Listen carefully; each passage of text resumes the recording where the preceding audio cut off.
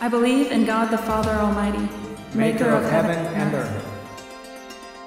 I believe in Jesus Christ, His only Son, our Lord, who was conceived by the Holy Spirit and born of the Virgin Mary. He suffered under Pontius Pilate, was crucified, died, and was buried. He descended into hell. The third day he rose again from the dead. He ascended into heaven and is seated at the right hand of God the Father Almighty. From there he will come to judge the living and the dead. I believe in the Holy Spirit, the Holy Catholic Church, the communion of saints, the forgiveness of sins, the resurrection of the body, and the life everlasting. Amen.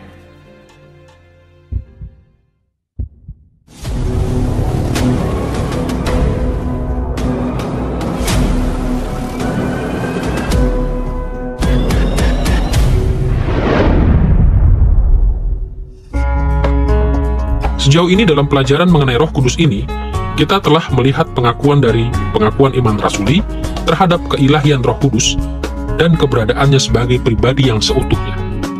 Sampai di sini, kita siap untuk membahas topik utama kita yang ketiga, karya yang telah dilakukan Roh Kudus di sepanjang sejarah dan yang terus dilakukannya sampai sekarang.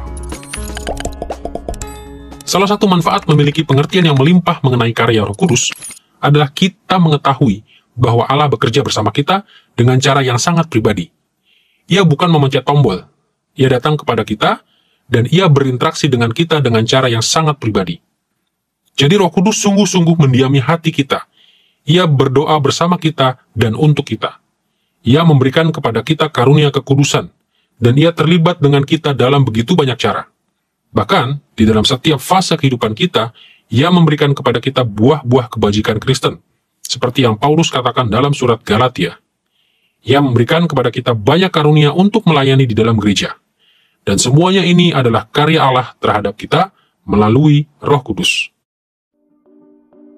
Meskipun pengakuan iman rasuli tidak secara eksplisit memberikan banyak penjelasan mengenai karya Roh Kudus, dengan mengakui, "Aku percaya kepada Roh Kudus," pengakuan iman tersebut dari semula menyiratkan sejumlah kepercayaan tentang karya Roh Kudus. Ada banyak cara untuk menjelaskan karya Roh Kudus, tetapi kita hanya akan mempelajari 4 aspeknya. Pertama, kita akan terlebih dahulu melihat kuasanya untuk menciptakan. Kedua, kita akan berfokus pada karya pengudusannya. Ketiga, kita akan membicarakan karyanya di dalam menyalurkan anugerah. Dan keempat, kita akan menjelaskan wahyu yang disediakannya. Mari kita mulai dengan kuasanya untuk menciptakan. Dengan istilah kuasa untuk menciptakan, yang kita maksudkan adalah kemampuan Roh Kudus untuk menciptakan hal-hal baru, sekaligus kemampuannya untuk memerintah dan mengubah apa yang telah diciptakan. Ketika Anda membaca pasal pembuka di dalam Alkitab, Kejadian pasal 1, Roh sedang melayang-layang di atas permukaan air, Roh Kudus. Ketika Anda beralih kepada Kolose pasal 1, kita membaca bahwa Kristus adalah Sang Pencipta dan Ia menciptakan dengan perantaraan Roh Kudus. Roh itu juga terlibat dalam penciptaan kembali. Penciptaan kembali dalam kaitannya dengan apa yang mungkin kita pikirkan adalah pertobatan. Rohlah yang melahirbarukan. Kecuali seseorang itu dilahirkan oleh Roh, ia tidak dapat masuk ke dalam kerajaan Allah. Tetapi Roh tidak hanya sedang bekerja untuk melahirbarukan kita secara pribadi, tetapi juga memperbarui dunia ciptaan. Jadi, Paulus mengatakan di dalam Roma pasal 8, bahwa ciptaan itu sendiri mengeluh dan menderita sakit bersalin sambil menunggu pembaruan segala sesuatu, suatu karya Roh Kudus. Pembahasan kita tentang kuasa Roh Kudus untuk menciptakan akan berfokus pada 3 level yang berbeda di dalam aktivitasnya. Pertama, kita akan berbicara tentang karya-karya penciptaannya di dalam dunia natural. Kedua, kita akan berfokus pada karunia-karunia rohani yang disediakannya bagi gereja. Dan ketiga, kita akan melihat perannya di dalam pembaruan pribadi atas roh dan hati kita sebagai manusia. Mari kita mulai dengan bagaimana kuasanya untuk menciptakan didemonstrasikan di dalam dunia natural. Kuasa Roh Kudus untuk mencipta di dalam dunia natural pertama-tama terlihat di dalam ayat-ayat pembukaan Alkitab. Sebelumnya di dalam pelajaran ini kita melihat peran Roh Kudus di dalam kisah penciptaan dalam Kejadian pasal 1. di mana ia menggunakan kemahakuasaan ilahi untuk menciptakan dunia dari tidak ada menjadi ada. Kita menemukan pengertian serupa di dalam Mazmur pasal 104 ayat 30, di mana pemazmur memuji Allah karena mengutus rohnya untuk menciptakan bumi dan segala makhluknya. Bukan hanya di dalam minggu penciptaan yang orisinal, tetapi juga setiap hari. Mazmur pasal 33 ayat 6 menggemakan gagasan ini, dan Ayub pasal 33 ayat 4 memperluasnya secara spesifik kepada manusia. Sebagai satu contoh saja, simaklah kata-kata dari Mazmur pasal 104 ayat 30 berikut. Apabila engkau mengirim rohmu, mereka tercipta, dan engkau membaharui muka bumi. Dalam ayat ini, pemazmur mengekspresikan pengertiannya tentang bagaimana segala sesuatu di dalam ciptaan ini menjadi ada. Dan ia menyatakan segala sesuatunya sebagai karya roh Allah, Roh Kudus. Kuasa Roh Kudus untuk menciptakan di dalam dunia natural juga bisa dilihat melalui banyak mujizat yang diadakannya dengan kuasanya di dalam kitab suci. Sebagai contoh, di dalam Perjanjian Lama, ia memampukan Musa untuk mendapatkan air dari batu karang di dalam Keluaran pasal 17 ayat 6. Dan ia melipat gandakan tepung serta minyak dari sang janda di dalam 1 Raja-Raja pasal 17. Di dalam Perjanjian Baru, ia memampukan Yesus untuk melipat gandakan makanan untuk memberi makan 5.000 orang dalam Matius pasal 14, dan 4.000 orang dalam Matius pasal 15. Ia membangkitkan Yesus dari antara orang mati, seperti yang kita baca dalam Roma pasal 8 ayat 11. Dan ia juga yang memberikan kuasa bagi semua mujizat dan pelayanan Paulus, seperti yang kita pelajari dalam Roma pasal 15 ayat 18 sampai 19. Tentu saja, salah satu mujizat terbesarnya adalah inkarnasi yang menyebabkan sang anak darah Maria mengandung Yesus. Mujizat spesifik ini yang dicatat dalam Lukas pasal 1 ayat 35 merupakan satu-satunya karya Roh Kudus yang secara eksplisit disebutkan dalam pengakuan iman rasuli. Sesungguhnya saat ini pun, Roh Kudus memiliki kuasa yang dramatis untuk menciptakan, memperbaharui, dan membawa semua ciptaan untuk mencapai keadaan akhir yang dikehendaki oleh Allah. Bahkan, karya pembaharuannya di atas bumi ini tidak akan selesai sebelum ia sepenuhnya membalikan semua efek kejatuhan umat manusia ke dalam dosa. Kejadian pasal 3 memberitahu kita bahwa ketika Adam dan Hawa memakan buah terlarang dari pohon pengetahuan tentang yang baik dan yang jahat, Allah mengutuk mereka. Dan karena umat manusia telah diberi otoritas sebagai para penguasa di bawah Allah, atau sebagai wakil-wakil Allah atas seluruh bumi, kutuk Allah terhadap Adam dan Hawa berdampak pada seluruh ciptaan, bahkan termasuk terhadap tanah itu sendiri. Sejak saat itu, Roh Kudus telah bekerja di dalam dunia untuk memulihkannya dan membawanya kepada keadaan akhirnya. Dan hasilnya akan berupa langit yang baru dan bumi yang baru, yang kita baca di dalam nas-nas seperti Yesaya pasal 65 ayat 17 dan pasal 66 ayat 22, juga di dalam 2 Petrus pasal 3 ayat 13 dan Wahyu pasal 21 ayat 1. Kini, setelah kita melihat kuasa Roh Kudus untuk menciptakan di dalam dunia natural, kita siap untuk melihat bagaimana dengan menggunakan kuasanya untuk menciptakan, Roh Kudus menyediakan karunia-karunia rohani bagi gereja. Ketika kami berbicara tentang karunia-karunia rohani, yang ada dalam pikiran kami adalah kemampuan-kemampuan yang memiliki asal-usul supernatural yang diberikan Roh Kudus kepada pribadi-pribadi untuk tujuan membangun jemaat. Roh menciptakan karunia-karunia ini dengan mengaruniakan kemampuan-kemampuan baru kepada orang-orang yang sebelumnya tidak memilikinya, atau dengan menambah kemampuan-kemampuan yang sudah ada, melebihi talenta-talenta natural atau pengalaman dari orang-orang yang menerimanya. Karunia-karunia rohani di dalam Perjanjian Baru adalah kemampuan-kemampuan yang khusus dan unik, yang diberikan secara supernatural. Saya rasa penting untuk menekankan bahwa karunia-karunia rohani itu bukan sekedar talenta. Karunia-karunia tersebut diberikan secara supernatural kepada setiap orang percaya. Setiap orang percaya memiliki karunia rohani atau mungkin karunia-karunia rohani. Daftar jenis karunia-karunia rohani yang diberikan Roh Kudus kepada gereja mula-mula muncul dalam nas-nas seperti Roma pasal 12, 1 Korintus pasal 12, juga di Efesus pasal 4. Sebagian dari karunia-karunia ini mirip dengan talenta-talenta natural atau kemampuan-kemampuan manusia yang universal. Kemampuan-kemampuan ini merupakan kemampuan-kemampuan yang dalam derajat tertentu bahkan dimiliki oleh orang-orang di luar gereja, semata-mata karena mereka diciptakan menurut gambar Allah. Hal-hal seperti hikmat, pengetahuan, melayani, mengajar, memberi semangat, kedermawanan, kepemimpinan, dan belas kasihan. Tetapi karunia-karunia rohani lain jelas-jelas memiliki asal-usul supernatural secara langsung, seperti kuasa-kuasa untuk menyembuhkan dan melakukan mujizat. Karunia-karunia rohani lain berada di antara yang natural dengan yang supernatural, seperti nubuat, berbahasa lidah, menafsirkan bahasa lidah, dan kemampuan untuk membedakan bermacam-macam roh. Semua orang Kristen sepakat bahwa Roh Kudus memberikan karunia supernatural bagi gerejanya. Tetapi di dalam kesepakatan umum ini, ada berbagai pandangan yang berbeda tipis dalam skala itu.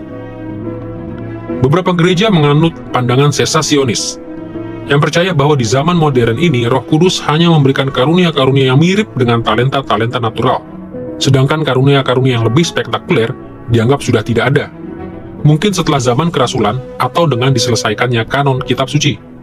Sementara gereja-gereja yang lain menganut pandangan kontinuasionis. Mereka percaya bahwa Roh masih memberikan semua karunia yang sama yang kita lihat dimanifestasikan di dalam Perjanjian Baru. Di dalam pandangan ini ada banyak sudut pandang yang berbeda mengenai karunia-karunia manakah yang bisa diharapkan untuk diterima oleh setiap orang Kristen. Di antara kedua ekstrem ini ada berbagai pandangan yang moderat. Gereja-gereja moderat cenderung percaya bahwa Roh Kudus masih bisa memberikan karunia-karunia spektakuler ketika Ia menginginkannya.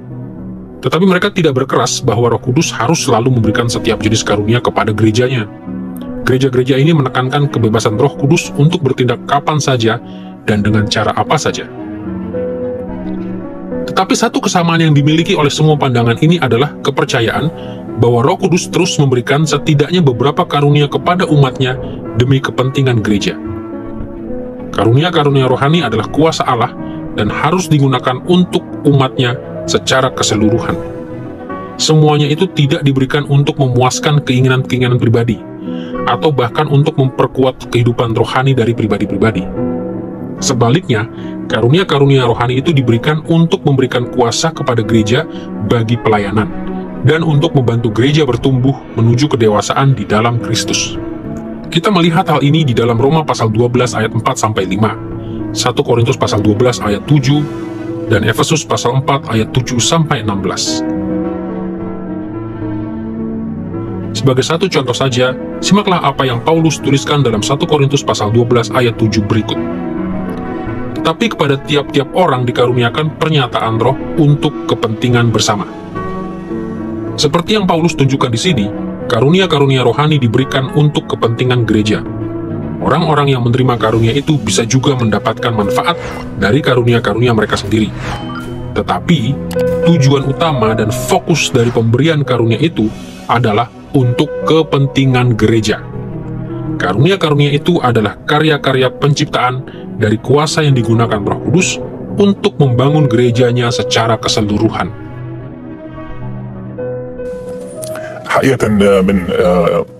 Salah satu hal terpenting yang kita ketahui tentang karunia-karunia rohani adalah bahwa karunia-karunia itu harus berkembang, ditemukan, dan digunakan di dalam gereja, yaitu tubuh Kristus. Karunia-karunia rohani tidak diberikan kepada satu pribadi hanya supaya dia sendiri dapat menikmati dan mendapat manfaat darinya. Karunia-karunia rohani diberikan untuk membangun kelompok manusia, kelompok orang percaya, yaitu Gereja Yesus Kristus. Karunia-karunia rohani yang diberikan kepada kita oleh Roh adalah untuk mendidik gereja, membangun gereja, untuk melakukan pelayanan Kristen, untuk saling menguatkan dan melaksanakan amanat agung. Fokus utama yang kita miliki di zaman kita ini, khususnya dalam hal isu-isu karismatik mengenai bahasa lidah dan nubuat, sesungguhnya merupakan penekanan sekunder yang kita lihat di dalam kitab suci. Kita ingin berfokus pada karunia-karunia rohani seperti yang dilakukan oleh Perjanjian Baru, yaitu cara yang mendatangkan penghiburan bagi kita, yang menunjukkan bahwa zaman Perjanjian yang baru sudah tiba.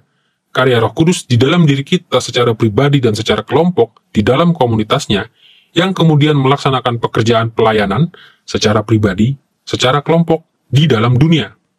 Penekanan itulah yang sesungguhnya perlu menjadi fokus kita dan perlu kita lihat dikerjakan di dalam kehidupan pribadi kita. Seperti juga di dalam kehidupan gereja secara kelompok, sementara kita hidup di dalam dunia. Dengan pengertian mengenai bagaimana Roh Kudus menggunakan kuasanya untuk menciptakan di dalam dunia natural dan di dalam menyediakan karunia-karunia rohani bagi gereja, mari kita melihat bagaimana kuasanya dimanifestasikan di dalam pembaruan pribadi bagi roh dan hati dari setiap orang percaya. Kitab suci mengajarkan bahwa manusia dilahirkan dalam keadaan mati secara rohani.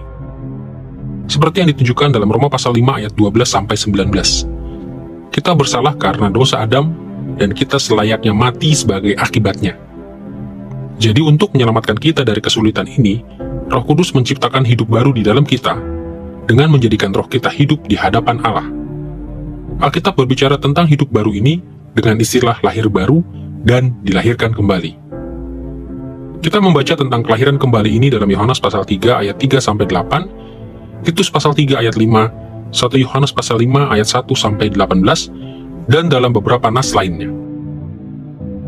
Sebagai satu contoh saja, dengarlah kata-kata Paulus dalam Titus pasal 3 ayat 5. Dia telah menyelamatkan kita oleh permandian kelahiran kembali dan oleh pembaharuan yang dikerjakan oleh Roh Kudus.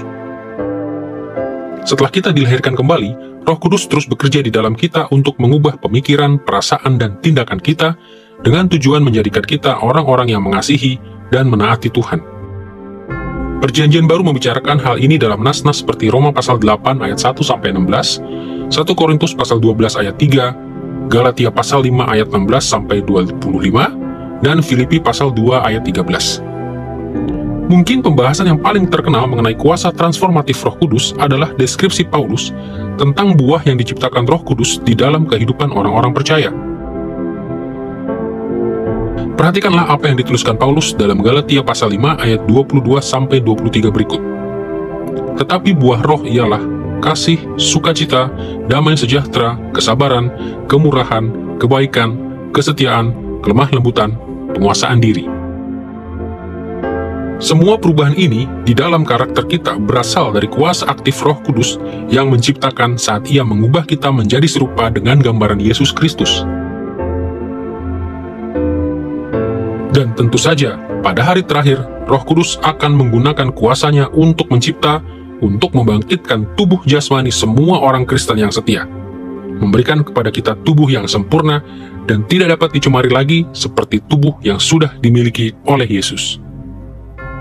Dengarlah apa yang Paulus katakan tentang hal ini dalam Roma pasal 8 ayat 23. Kita sendiri yang memiliki buah-buah sulung roh mengeluh dalam hati kita, sementara kita dengan sangat rindu menantikan pengangkatan kita sebagai anak, yaitu penebusan tubuh kita. Ketika Paulus mengatakan bahwa para pengikut Kristus memiliki buah sulung roh, ia mengambil istilah itu dari praktek perjanjian lama untuk membawa persembahan dari hasil tuaian yang pertama sebagai perwakilan untuk seluruh hasil tuaian pada tahun itu.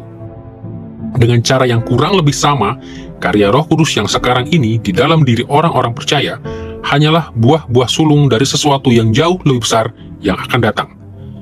Karya Roh Kudus tidak akan selesai sebelum Ia sepenuhnya menciptakan kembali kita, mengangkat kutuk dan kecemaran kita, dan memulihkan kita kepada keadaan yang cemerlang dan tidak berdosa.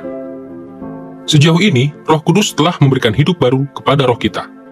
Tetapi Ia pada akhirnya akan menciptakan kembali tubuh kita juga. Kini setelah kita melihat karya-karya dari kuasa Roh Kudus untuk menciptakan, kita harus mengarahkan perhatian kita kepada karya pengudusannya. Ketika kita berbicara tentang karya pengudusan Roh Kudus, kita sedang berbicara tentang tindakan yang menjadikan manusia ataupun benda lainnya kudus. Inilah karya Roh Kudus di dalam memisahkan manusia dan benda lainnya untuk dipakai oleh Allah, memurnikan manusia dan benda, serta menjadikannya layak untuk berada di dekat kemuliaannya yang tidak terselubung. Dalam banyak cara, gagasan ini erat kaitannya dengan konsep pembaruan yang kita lihat di dalam bagian sebelumnya dari pelajaran ini. Alkitab sering mengatakan bahwa gereja kudus adanya, atau dikuduskan oleh kehadiran dan pelayanan Roh Kudus. Kita melihat pengertian ini di dalam nas-nas seperti Roma pasal 15 ayat 16, 1 Korintus pasal 6 ayat 11, 2 Tesalonika pasal 2 ayat 13, dan 1 Petrus pasal 1 ayat 1 sampai 2. Dengarkanlah bagaimana Paulus berbicara tentang Roh Kudus di dalam 1 Korintus 3 ayat 16 sampai 17. Tidak tahukah kamu bahwa kamu adalah bait Allah dan bahwa Roh Allah diam di dalam kamu? Bait Allah itu kudus, dan itulah dirimu.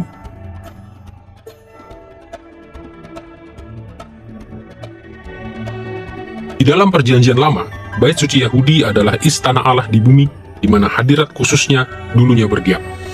Itulah rumahnya di bumi, seperti yang diberitakan Salomo di dalam 2 Tawarikh pasal 6 ayat 1.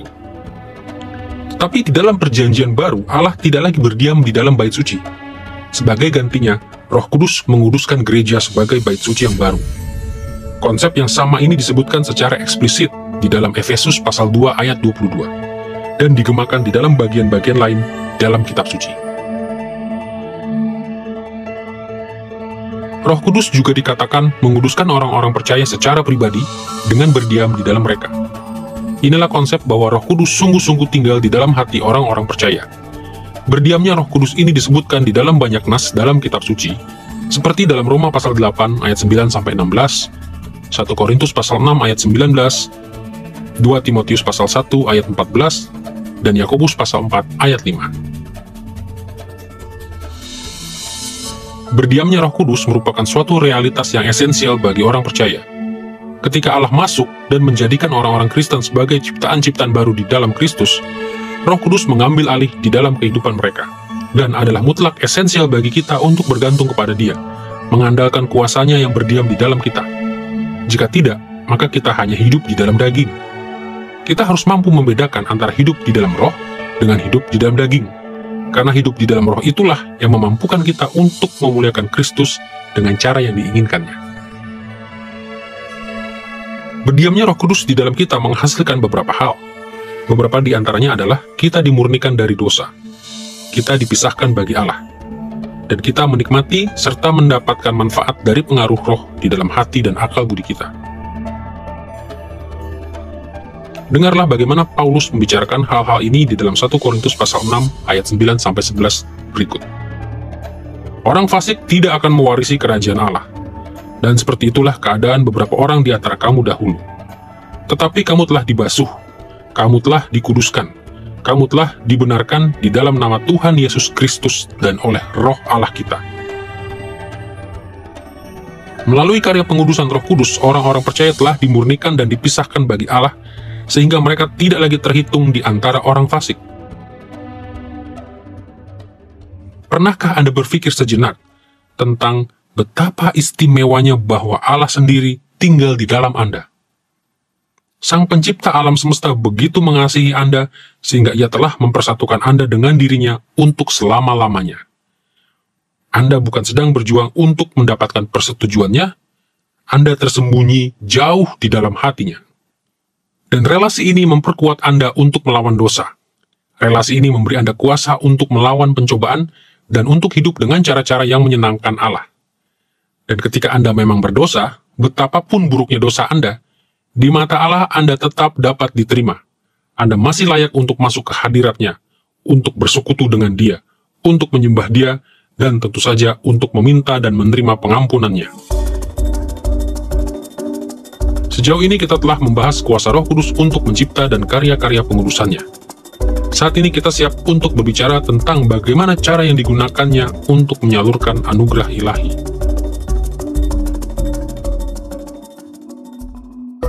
Kita akan membicarakan bagaimana Roh Kudus menyalurkan 3 macam anugerah, yaitu anugerah umum, anugerah perjanjian, dan anugerah keselamatan. Mari kita mulai dengan anugerah umum.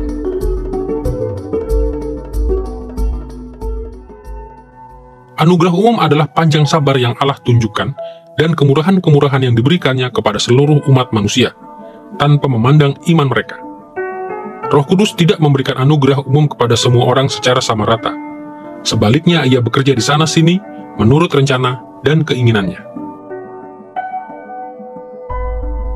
Sebagai contoh, anugerah umum terlihat di dalam cara Roh Kudus menahan dosa di dalam dunia.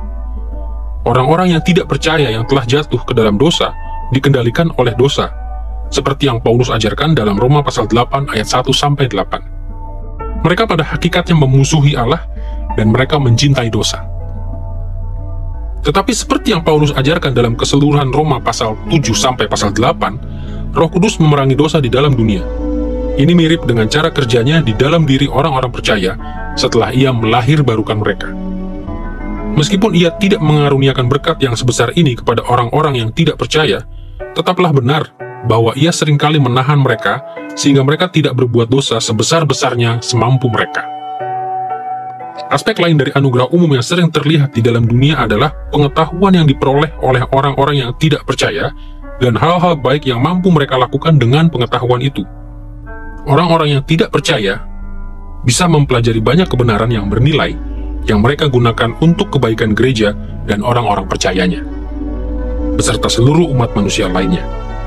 Dan setiap kali seorang menemukan sesuatu yang berguna, pengetahuan itu merupakan karunia yang penuh rahmat dari Roh Kudus.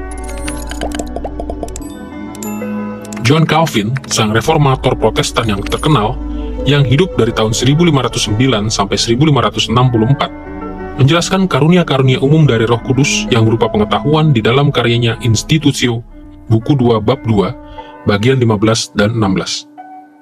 Perhatikan apa yang dituliskannya di sana. Setiap kali kita menjumpai perkara-perkara ini di dalam tulisan para penulis sekuler, kiranya terang kebenaran yang mengagumkan yang bersinar di dalam diri mereka tersebut mengajar kita bahwa pikiran manusia, meskipun sudah jatuh ke dalam dosa dan menyimpang dari keutuhannya, tetap saja pikiran manusia itu diselubungi dan dihiasi dengan karunia-karunia Allah yang cemerlang. Jika kita menganggap Roh Allah sebagai satu-satunya sumber kebenaran, kita tidak akan menolak kebenaran itu sendiri, ataupun menghinanya dimanapun kebenaran itu muncul, kecuali kita ingin menghina Roh Allah.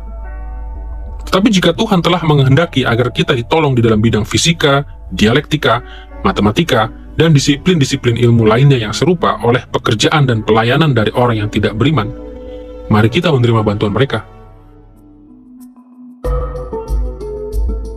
Dalam banyak bagian kitab suci, kita bisa melihat anugerah jenis kedua yang disalurkan oleh Roh Kudus yang kadang-kadang disebut anugerah perjanjian. Anugerah perjanjian terdiri dari panjang sabar dan kemurahan-kemurahan yang Allah berikan kepada semua orang yang menjadi bagian dari umat perjanjian, bahkan jika mereka bukanlah orang percaya yang sejati. Di dalam perjanjian lama, Israel adalah umat perjanjian Allah karena seluruh bangsa itu ada di bawah perjanjian khusus Allah dengan Abraham, Musa, dan Daud. Sedang di dalam perjanjian baru, umat perjanjian Allah adalah gereja yang kelihatan, yang terdiri dari orang-orang yang diasosiasikan dengan gereja, bahkan jika mereka bukanlah orang-orang percaya yang sejati. Anugerah perjanjian Allah bahkan lebih berlimpah dan menunjukkan panjang sabar Allah yang lebih besar ketimbang anugerah umumnya. Sebagai contoh, Allah sangat sabar dan penuh belas kasihan terhadap orang Israel kuno, sekalipun Israel sering tidak setia kepadanya dan sangat berdosa kepadanya. Karena perjanjian Allah dengan Israel, ia tidak menghancurkan mereka sebagai suatu bangsa, tetapi selalu memelihara suatu sisa yang setia. Paulus membicarakan hal ini secara eksplisit dalam Roma pasal 11 ayat 1-5. Terlebih lagi, karena perjanjian Allah, bahkan orang-orang yang tidak percaya di dalam Israel kuno pun menerima berkat-berkatnya. Mungkin contoh terbesar dari hal ini adalah keluaran dari Mesir. Simaklah apa yang dituliskan Musa dalam Keluaran pasal 2 ayat 23-25. Tetapi orang Israel masih mengeluh karena perbudakan, dan mereka berseru-seru, sehingga teriak mereka minta tolong karena perbudakan itu sampai kepada Allah. Allah mendengar mereka mengerang, lalu ia mengingat kepada perjanjiannya dengan Abraham, Ishak, dan Yakub. Maka Allah melihat orang Israel itu, dan Allah memperhatikan mereka. Perhatikan, mengapa Allah memperhatikan Israel dan menyelamatkan mereka? Bukan karena mereka setia kepadanya, tetapi karena mereka termasuk di dalam perjanjian yang telah diadakannya dengan para leluhur mereka, Abraham, Ishak, dan Yakub. Dan hal yang sama juga berlaku di dalam gereja sekarang ini. Sebagai contoh, semua orang yang menjadi bagian dari gereja secara teratur diperhadapkan pada Injil dan kesempatan untuk bertobat dan diselamatkan. Dan mereka berbagian di dalam berkat-berkat itu yang telah Allah karuniakan kepada gereja secara keseluruhan. Sesungguhnya orang-orang yang tidak percaya di dalam gereja pun mendapatkan manfaat dari karunia-karunia rohani di dalam gereja, seperti yang kita pelajari dalam Ibrani pasal 6 ayat 4-6. Karena alasan inilah Ibrani pasal 10 ayat 29 mengatakan bahwa orang-orang tidak percaya yang ada di dalam gereja menghina roh anugerah melalui ketidaksetiaan mereka. Ketika kita datang ke gereja, di situ ada orang-orang yang diselamatkan maupun yang tidak diselamatkan. Orang-orang yang tidak diselamatkan mendapatkan manfaat dari apa yang secara sederhana akan saya sebut sekedar berada di hadirat orang-orang Kristen. Itu adalah hal yang baik.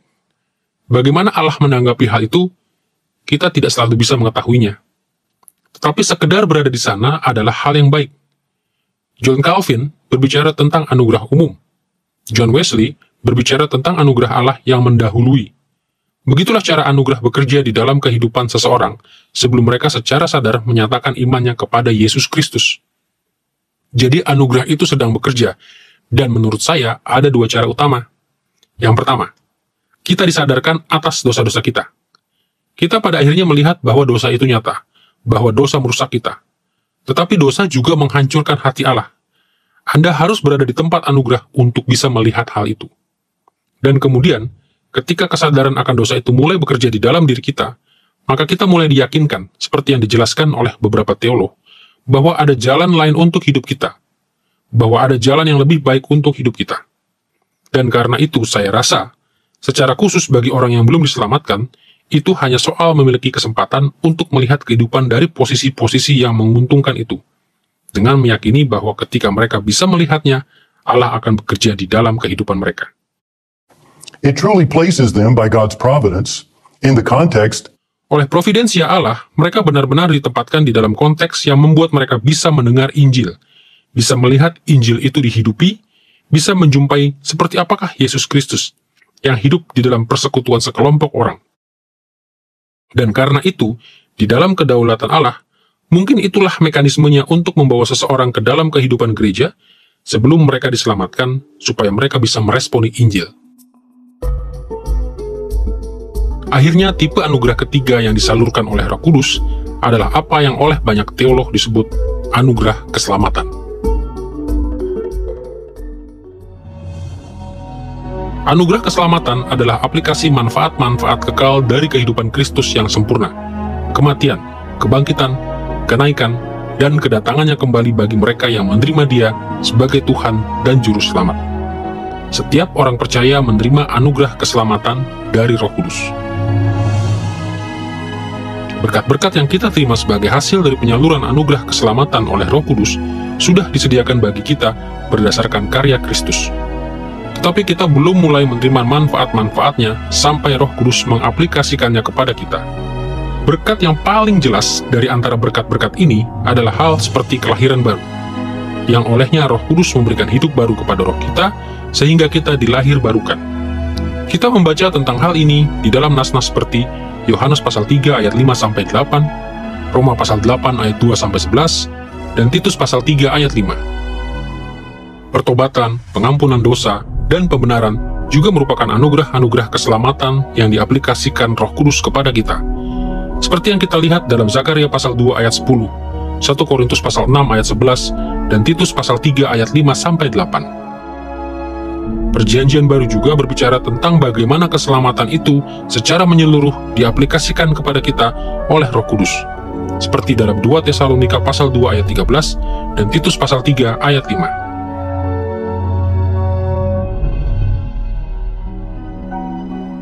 Ketika orang-orang Kristen berbicara tentang keselamatan individual, kita cenderung berfokus pada Yesus Kristus dan karyanya. Dan tentu saja itu baik. Tetapi penting juga bagi kita untuk mengenali peran yang dimainkan oleh Roh Kudus. Memahami apa yang dilakukan Roh Kudus di dalam diri orang percaya menghasilkan kehidupan Kristen yang paling utuh yang mungkin terjadi. Roh Kudus memotivasi kita, dan itulah suatu pemahaman kunci, menyadari bahwa keinginan dan kuasa untuk hidup bagi Kristus berasal dari Roh Kudus. inilah bagian dari pemahaman yang kaya tentang apa yang Roh Kudus lakukan bagi kita, bahwa dialah yang menerangi hati kita untuk memahami firman Allah. Dialah yang memberi kita kerinduan rohani akan perkara-perkara Allah, sehingga kita lapar akan Allah, akan perkara-perkara Allah, sehingga kita mengasihi umat Allah, sehingga kita ingin melayani Allah. Itu mengangkat banyak tekanan dari seseorang. Itu mengangkat banyak tekanan bagi orang yang berpikir, semuanya adalah tanggung jawabku. Allah telah memberitahukan apa yang harus kulakukan. Sekarang terserah padaku untuk melakukannya. Terserah padaku untuk taat. Ya, kita memang memiliki tanggung jawab. Allah tidak menaatinya untuk kita, tetapi kita mengakui bahwa Dia sesungguhnya memberi kita keinginan dan kuasa dan pengertian. Semuanya itu adalah untuk kemuliaan-Nya. Melebihi pribadi lain di dalam Allah Tritunggal, Roh Kudus bertindak aktif di dalam hidup kita, memastikan bahwa kita menerima pengampunan, sukacita, kebaikan, kekuatan, damai sejahtera, dan semua berkat keselamatan lainnya. Jadi, jika kita ingin menerima hal-hal ini secara berlimpah, kita harus memohon kepada Dia untuk memberikan anugerah keselamatan. Dan lebih dari ini, kita perlu meninggikan Roh Kudus karena kesetiaan dan belas kasihan-Nya. Anugerah keselamatan yang dikaruniakannya kepada kita menjadikan Dia lebih dari layak untuk menerima ucapan syukur kita, pemujaan kita, penyembahan kita, dan kasih kita.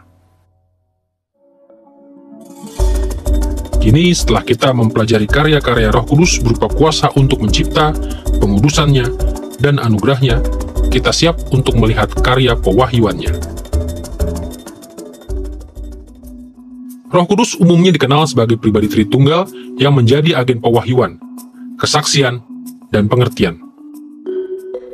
Kita melihat hal ini dalam Yohanes pasal 14 ayat 26, 1 Korintus pasal 2 ayat 4 dan ayat 10, serta Efesus pasal 3 ayat 5, dan banyak tempat lainnya.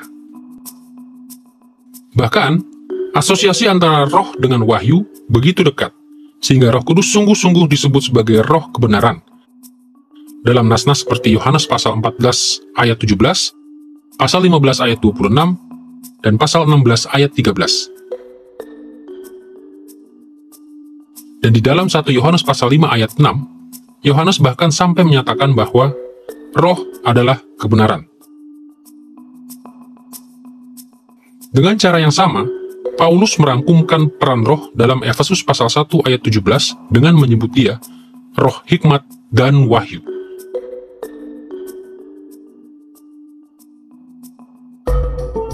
Kita akan membicarakan 3 aspek karya pewahyuan Roh Kudus.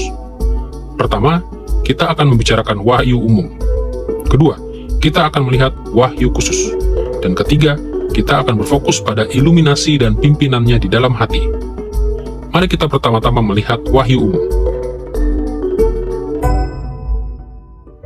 Wahyu umum adalah penggunaan dunia natural dan mekanisme-mekanismenya oleh Allah untuk menjadikan eksistensinya, naturnya, kehadirannya, tindakan-tindakannya, dan kehendaknya itu dikenal oleh semua manusia. Kitab suci berbicara tentang wahyu umum di banyak bagian, seperti Mazmur pasal 8, pasal 19, dan juga Roma pasal 1 sampai pasal 2. Sebagai contoh, Roma pasal 1 ayat ke-20 berbicara tentang wahyu umum demikian. Sebab apa yang tidak tampak daripadanya, yaitu kekuatannya yang kekal dan keilahiannya, dapat tampak kepada pikiran dari karyanya sejak dunia diciptakan, sehingga mereka tidak dapat berdalih.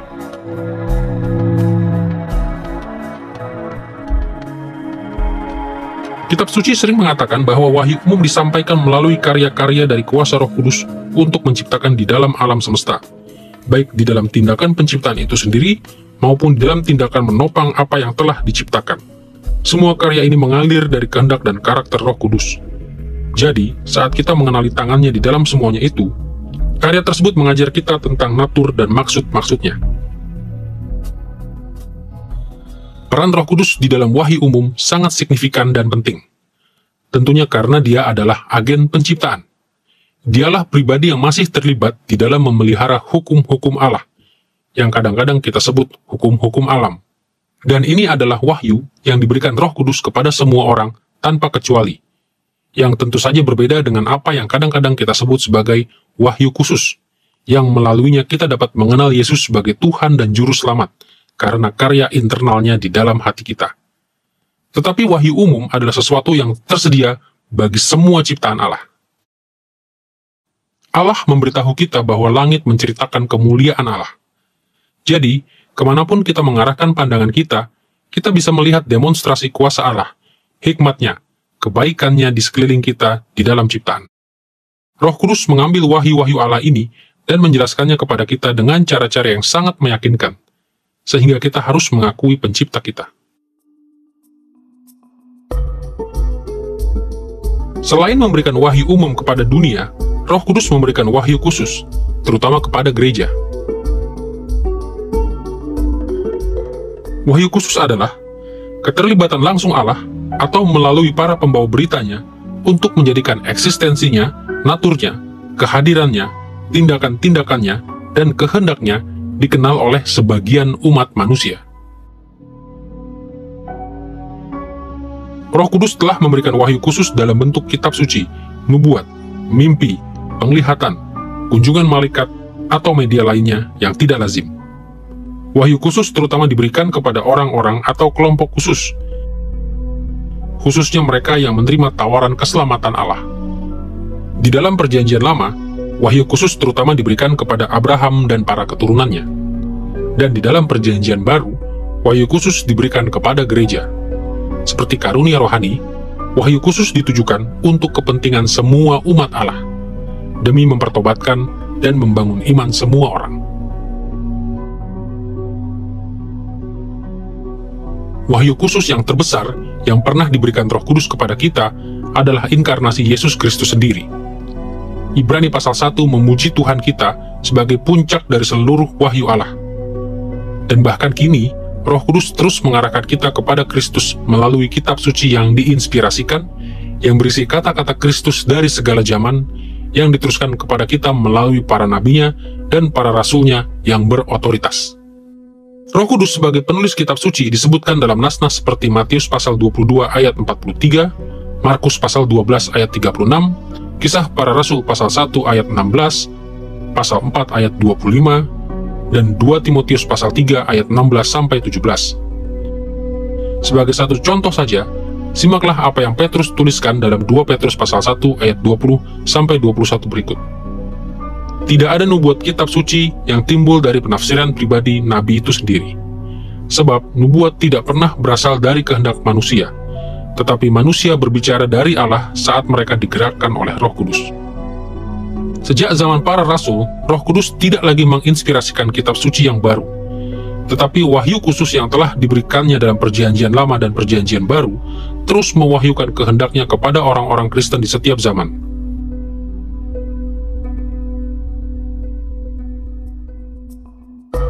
Ketiga, selain memberikan wahyu umum dan wahyu khusus, Roh Kudus juga bekerja melalui iluminasi dan pimpinan di dalam hati manusia.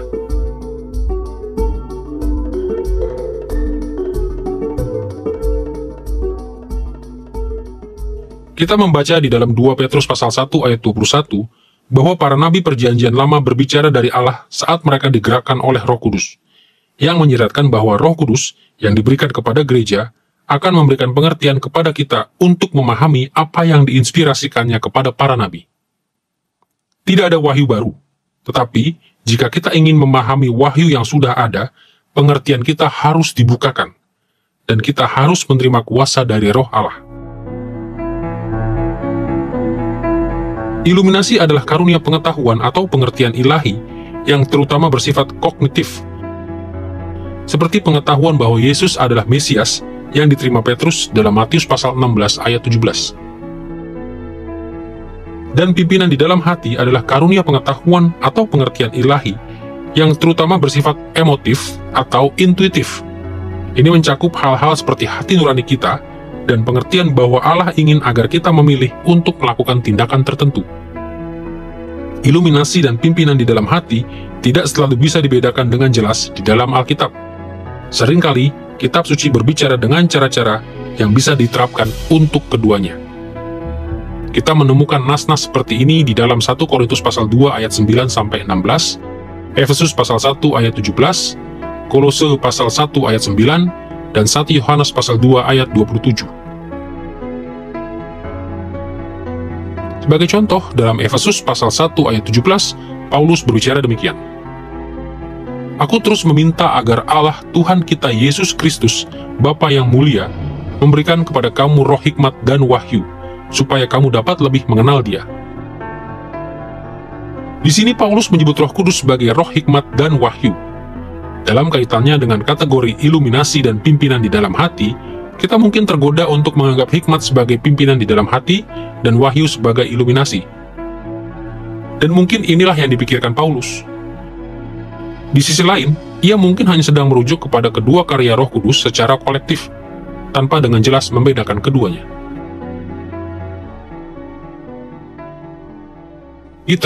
Kita semua membutuhkan iluminasi roh, karena tanpanya kita semua buta secara rohani. Kita buta secara rohani sama seperti kelelawar buta secara fisik. Maksud saya, kelelawar tidak bisa melihat matahari. Jadi ketika matahari sedang bersinar, kelelawar hanya bergelantungan dengan telapak kaki mereka dari atap gua di mana mereka bersembunyi selama siang hari. Mereka hanya bisa melihat ketika mereka keluar pada malam hari. Kita ada di posisi kelelawar pada siang hari. Terang Allah sedang bersinar, tetapi karena apa yang telah dilakukan oleh dosa dalam mengacaukan kemampuan-kemampuan rohani kita tidak mampu membedakan realitas Allah dan firman-Nya. Kita mungkin memiliki kesadaran yang samar-samar bahwa Allah, entah bagaimana, ada di sana. Tetapi kita tidak menghargai bahwa perintah-perintah kitab suci ditujukan kepada kita. Janji-janji kitab suci adalah untuk kita. Presentasi kitab suci mengenai Tuhan Yesus sedang tampil di hadapan kita agar kita mempercayai Dia dan memasuki kehidupan yang baru. Perjanjian baru berkata dengan cara yang sangat mencolok, kita buta pada titik itu. Kita tuli pada titik itu. Hati kita keras pada titik itu. Sehingga firman Allah sama sekali tidak membekas dalam pikiran kita. Dan kemudian perjanjian baru mengatakan, saya sekarang mengutip dari 2 Korintus pasal 4, bahwa Allah yang telah memerintahkan terangnya untuk bercahaya dari dalam kegelapan, itu tentunya terjadi dalam penciptaan dulu, telah bersinar di dalam hati kita, untuk memberikan terang pengenalan akan kemuliaan Allah di wajah Yesus Kristus. Itulah iluminasi roh. Dan ketika iluminasi itu diberikan kepada kita melihat Kristus secara rohani. Kita mengenali realitasnya, kita mendengar dan menyadari bahwa Ia sedang memanggil kita kepada dirinya. Iluminasi dan pimpinan di dalam hati adalah sarana-sarana normal yang digunakan Roh Kudus untuk mengajarkan kepada umatnya kebenaran-kebenaran yang telah diwahyukannya. Dengan demikian setidaknya ada 3 hal yang bisa kita lakukan untuk mendapatkan manfaat dari pelayanan ini di dalam kehidupan kita. Pertama, kita bisa mempelajari Alkitab, karena kita tahu bahwa ketika kita melakukannya, Roh Kudus akan sering membimbing pemahaman kita. Kedua, kita bisa rajin berdoa, terus-menerus meminta Roh Kudus memberikan bimbingan, hikmat, pengertian, dan kemauan untuk taat. Dan ketiga, kita bisa mengabdikan diri kita bagi kehidupan yang benar dan kudus, dengan bertekad untuk hidup menurut kebenaran-kebenaran yang diajarkan Roh Kudus kepada kita.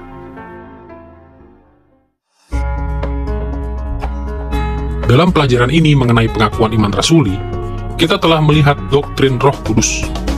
Kita telah memikirkan keilahian Roh Kudus dalam kaitannya dengan pengakuan iman dan dasar Alkitabiahnya.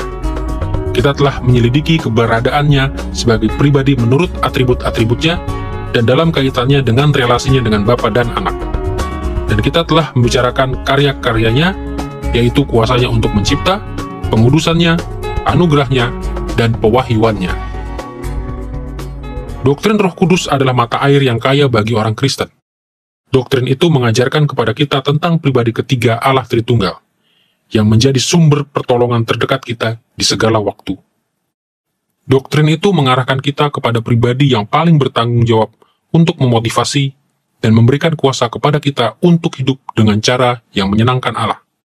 Dan doktrin itu memberikan keyakinan yang sangat besar kepada kita bahwa Allah terlibat secara mendalam dan pribadi di dalam dunia setiap waktu, selalu bekerja untuk kebaikan semua orang yang beriman kepadanya.